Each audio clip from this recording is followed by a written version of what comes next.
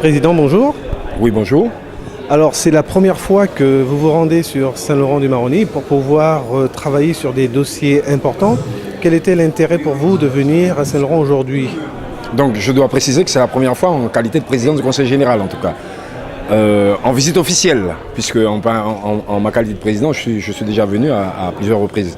Donc là, eh bien, cette visite d'aujourd'hui, cette séance de travail fait partie des séances de travail que j'ai mises en place, en tout cas avec les différentes collectivités depuis le mois d'avril, puisque j'avais annoncé dès mon élection que je me rendrais dans toutes les communes de Guyane et Saint-Laurent en fait partie.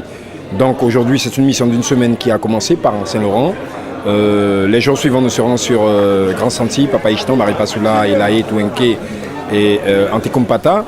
Et s'agissant de cette séance de travail, nous avons évoqué pas mal de dossiers portant sur le domaine social, portant sur le transport, sur l'éducation et d'autres dossiers en termes d'infrastructures routières.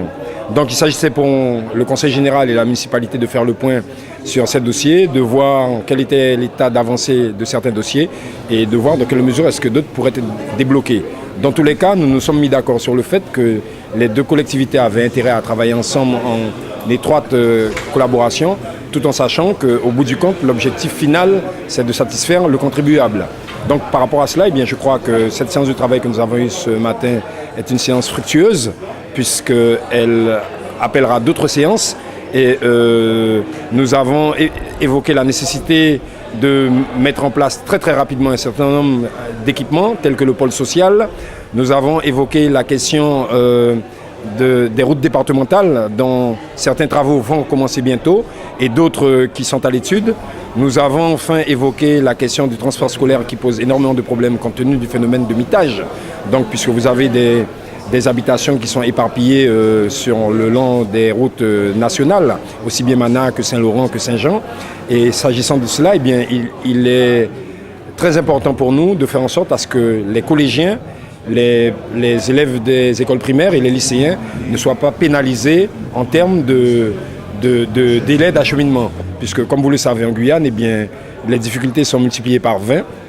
Et lorsque vous avez des élèves qui se lèvent à 4h, à 5h du matin pour aller en classe, et lorsque vous connaissez eh bien, les problèmes par ailleurs que ces familles rencontrent, eh bien, vous voyez très bien que les difficultés que nos élèves rencontrent ici sont supérieures aux difficultés que les élèves rencontrent dans d'autres départements, tels que le département du Haut-Rhin, du Bas-Rhin ou des Hauts-de-Seine, pour prendre cela comme exemple. Donc, première séance de travail avec la municipalité de Saint-Laurent, les collègues élus délégués, Fabien Canavi, qui a en charge la question de l'électrification, eh bien, a déjà pris un rendez-vous en termes de séance de travail avec la municipalité au mois de septembre pour évoquer la mise en place du syndicat mixte d'électrification, ce qui nous permettra d'avoir un contrat unique avec l'opérateur historique EDF, tout en sachant que ce contrat unique doit contenir des clauses particulières compte tenu de la particularité de certaines zones enclavées. Alors aujourd'hui, au moment où je vous parle, il faut savoir que des zones de moins de 100 clients ne sont pas desservies en termes d'électricité. Et dès la semaine prochaine, eh bien, j'aurai une mission à Paris pour évoquer avec le ministre, le secrétaire d'État à l'Outre-mer, deux dossiers principaux. C'est la question du transfert des TOS et la question du transfert du RMI. Puisqu'il faut savoir que ces transferts ont été opérés sans que les compensations ne suivent. Et compte tenu des différentiels que nous avons sur ce que nous dépensons et ce que nous recevons de l'État, il est important pour moi d'aller à Paris et de faire part de ces difficultés au secrétaire d'État à l'Outre-mer. Tout en sachant qu'il appartiendra à l'administration centrale de nous apporter des réponses claires, puisque nous sommes dans une période où tout est mondialisation. L'administration centrale elle-même appelle à des économies en termes de restrictions budgétaires. Et il est clair que si nous devons eh bien, rentrer dans ce créneau-là, il est important que nous soyons traités de façon équitable par rapport à d'autres départements français. Donc voici quelques épines que nous avons dans le pied, qui nous appartient d'enlever en tout cas. Et tout le mal que je souhaite en tout cas à toutes les séances de travail que j'ai avec les différents maires, c'est que les différents dossiers que nous avons en chantier puissent ne pas souffrir d'aléas en tout cas.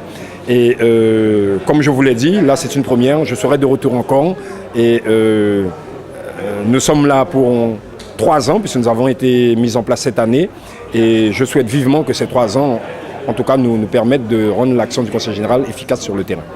Merci, Président.